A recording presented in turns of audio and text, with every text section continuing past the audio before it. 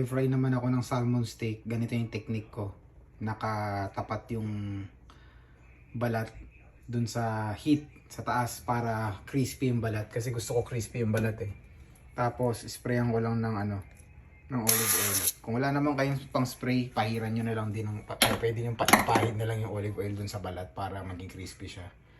Tapos hindi ko na siya sinisison kasi maalat naman siya. Or pwede mong i-season ng konting salt para magkalasa yung balat. Yung konti lang talaga, hindi tayo pwedeng sumobra. Ayan, para sa balat lang. Tapos ito pampasarap, Ajinomoto, sa balat lang din. Okay, let's go. And air fry ko lang siguro siya ng mga 10 to 15 minutes or babalik-balik at check na lang natin kung nakuha na ba natin yung tamang pagkakaluto. Complete set na. Rice, 3 egg, 200 grams ng salmon egg, kimchi, suka na may bawang. Walang sili kasi medyo masakit yung lalamunan ko ngayon, pero mas masarap sana talaga kung may sili. So, basic.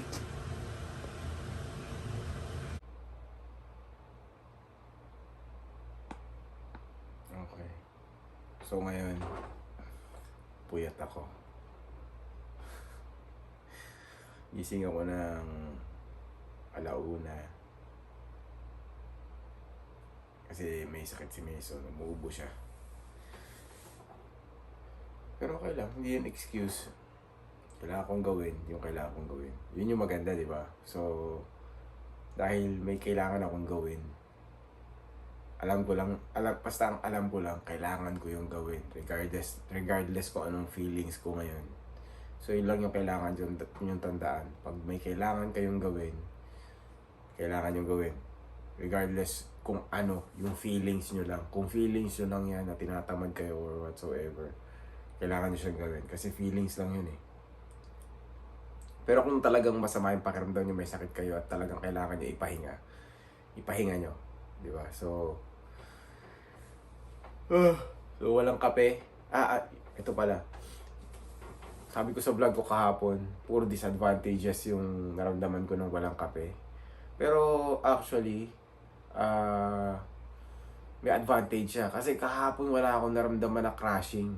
Kasi normally, pag 4:00 ako nagigising, 5:00 talagang mga 3 sa gitna ng 3 to 5 o'clock, parang bigla akong nalulubat, yung bigla talaga akong inaantok talaga, na kahit pigilan ko talagang inaantok talaga ako, ganun.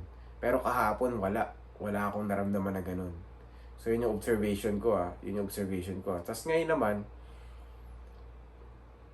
natulog ako ng 10:00. So 9 o'clock humiga na ako. Siguro mga 10:00 nakatulog na ako. Tapos nagising ako ng 1:00. Tapos nakatulog ako ng mga 2:00. Tapos gising ulit ako ng 4:00. Ito nga sa alarm ko. Kaya lang masusunog yung tinapay ko. Tapos gising ulit ako ng 4:00.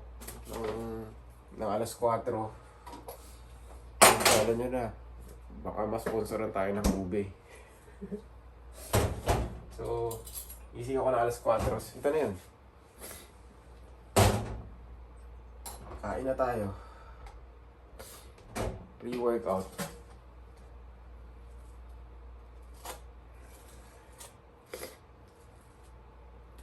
Yan.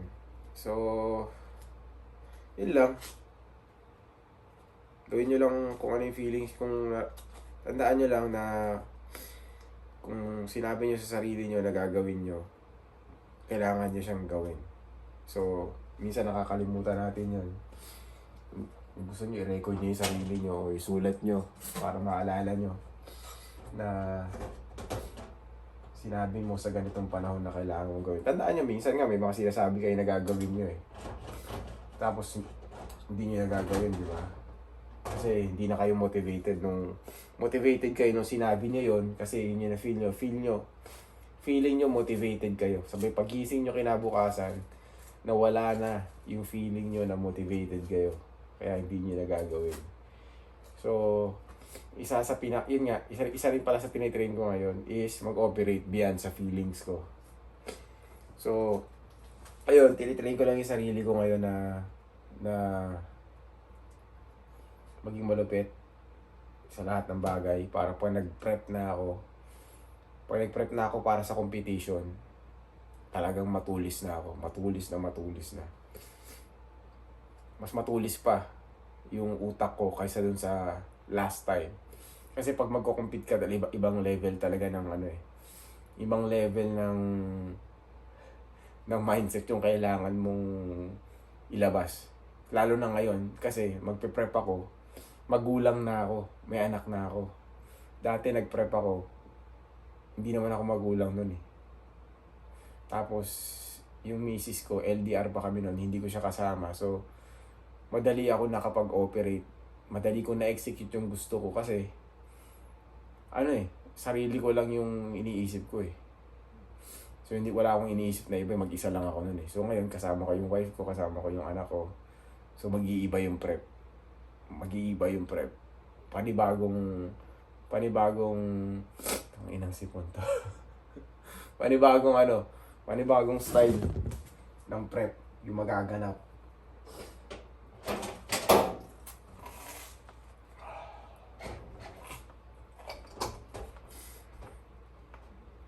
Hi guys. Believe. Bunin natin yung tinapay ko.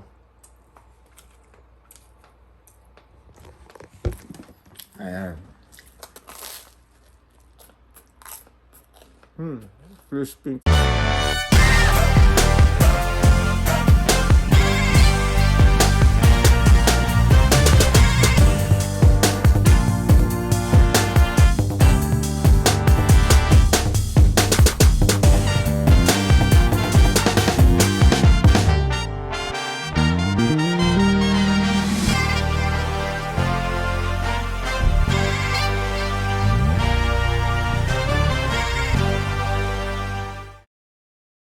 Okay.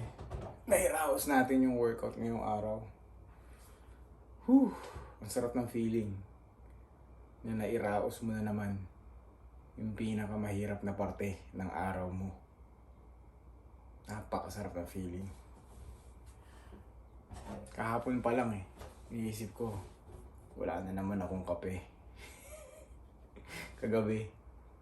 Pero kagabi maganda yung feeling ko Yung feedback ko nga.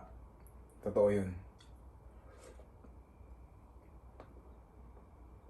Pero, yung pakiramdam ko sa umaga talaga, alam mo yung parang wala kang emosyon. Yung still ka lang, ganun. Which is, kakaibang feeling. Still ka lang, ganun yung feeling ko. Tapos pinakikinggan ko lang lahat ng sinasabi ni Inner Beach.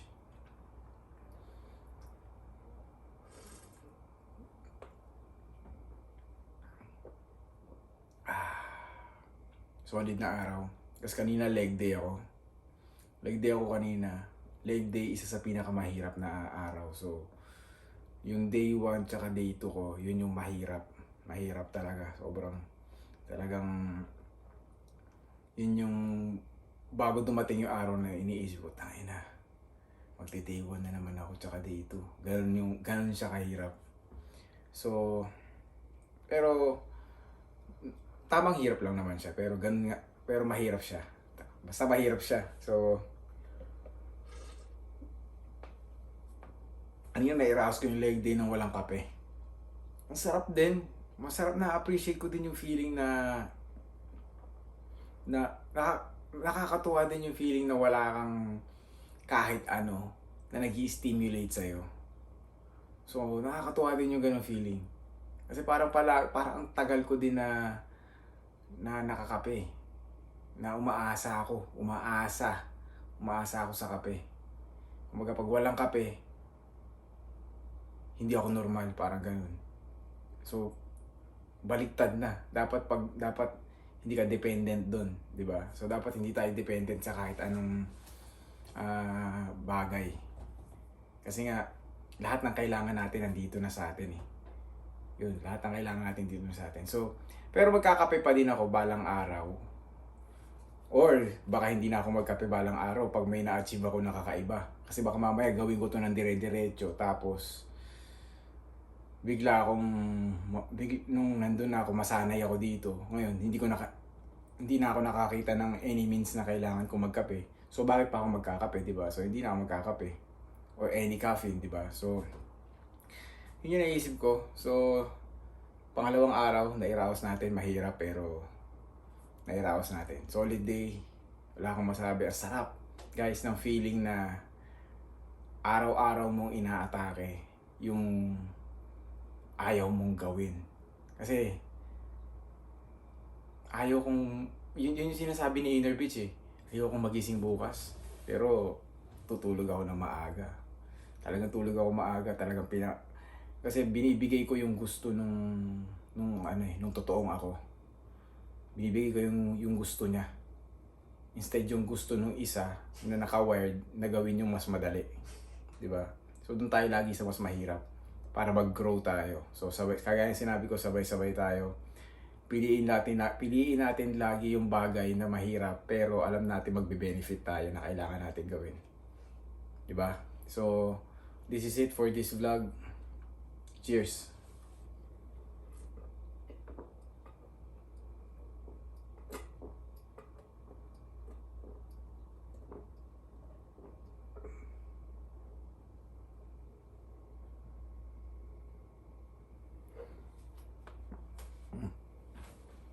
Tapos huwag yung sasayangin. Huwag yung sasayangin.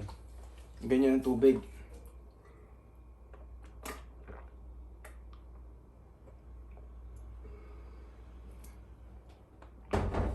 Believe.